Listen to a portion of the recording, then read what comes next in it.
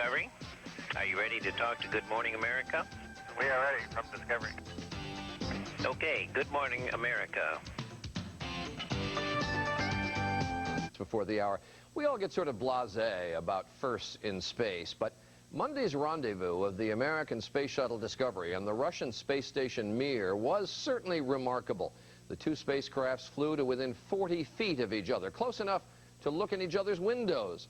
These maneuvers were a warm-up for an actual docking that is planned for June. Yesterday, I got to talk with 4 crew members aboard Discovery, 3 astronauts, and the Russian cosmonaut who's riding with them.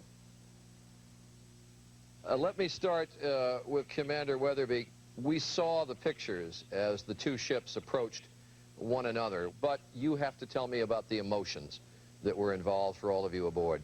I got to tell you, in the back of our minds, we were thinking this is a pretty great world we're living in here when we can have the space programs of 2 of the largest nations in the world getting together and performing an event like this. It was pretty neat. But what was so extraordinary to me, Commander, is there you are literally in the middle of nowhere. I mean literally in the middle of nowhere, and all of a sudden an oasis, an outpost, other human life right next to you, even though you're so far away from anything. It was unbelievable, and I think stunningly beautiful. It was made more emotional for us because we know Vladimir. We've been working with him for the last year, and he's become such a close friend of ours. And he spent over a year in that vehicle, and it was his home. And when we saw it, it was amazing. Later on, as we started to separate and they started to rotate and they started firing some of their jets and we were firing our jets, it was a ballet of violence. You could see the jets firing, and it's simply incredible, unbelievable. Well, that leads me actually to Colonel Titov. Colonel, there was an amazing picture where we could see your face through the window looking up at the Mir, and you couldn't take that grin off your face.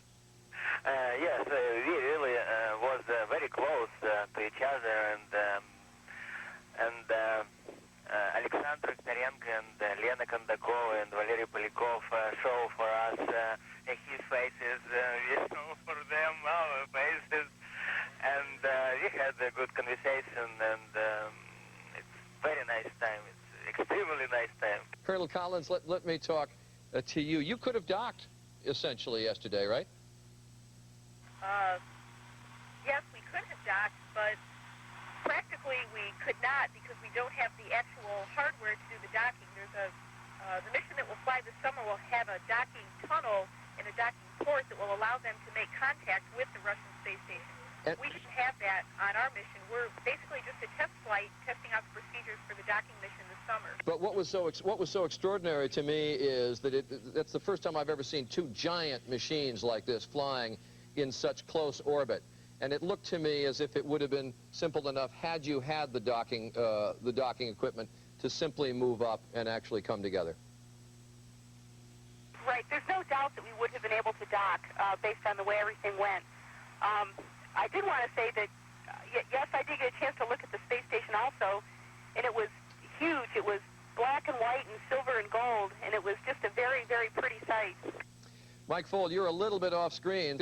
There are still obviously tricky parts to all this cooperation. I mean, it took negotiations right up to the last minute before we could work out the arrangements where you could go within about 35 feet of the Mir. Does it indicate that it's not so much the equipment, it's that there's as many tricky parts on the ground as there are up in space?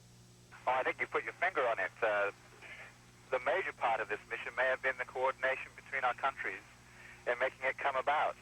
And indeed, you've seen how, when you ask Jim and Vladimir how they speak Russian and English to each other, you know, that's one problem we have to overcome, which is language. And also we have different ways maybe of doing things, approaching the same problems, but sometimes coming up with different answers. And learning each other's techniques and solving these things is exactly what this mission is all about. Mike, you raise an interesting question. When the docking missions actually occur, what language will they work in? Really, on a practical level, in a crew, we'll use whatever word that comes to our heads that we feel will get the point across. I think there will be some protocol agreements, maybe between control centers on certain key moments, and operationally there'll probably be a convention to use one language or another based on which vehicle you're on and who really is more responsible for it. Colonel Collins, let me turn to you one more time, because so much has been made of the fact that you are the first female pilot on a shuttle mission. Is too much made of the first woman this, the first woman that? Well, I think what really matters is what people are interested in, and I know that there's a lot of people who are interested in, a lot of women who are interested in being pilots, and there's a lot of women who are interested in being astronauts, and it's good for people to know that those opportunities are open to them, and I think my role in this job is maybe bringing some attention to that so more young people can choose those jobs as careers. It's a great treat to talk to all four of you. Thank you very much. Have a safe journey home. Nothing mechanical about our people in space. Even a couple of days after that extraordinary mission where they fly close to the Mir, they are still grinning about it.